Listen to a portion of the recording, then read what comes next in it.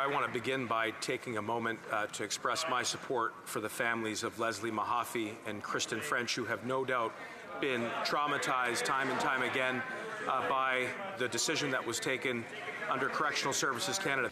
In 2021, the Trudeau government fought the families of Kristen French and Leslie Mahaffey in court to prevent them from obtaining from the Parole Board and Correctional Service Canada to prepare for the parole hearings of Paul Bernardo, who tortured and killed their daughters. I stood with the families of Kristen French and Leslie Mahaffey because I have great care for them.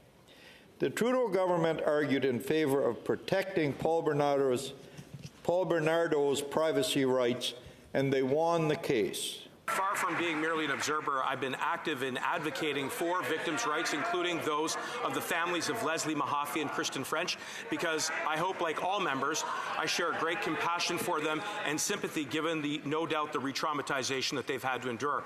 The Trudeau government asked the court for these families to pay the government's legal costs of $19,142.27. On the matter of Paul Bernardo, Mr. Speaker, there's an internal review. We're working with the families. We will always stand up for victims' rights.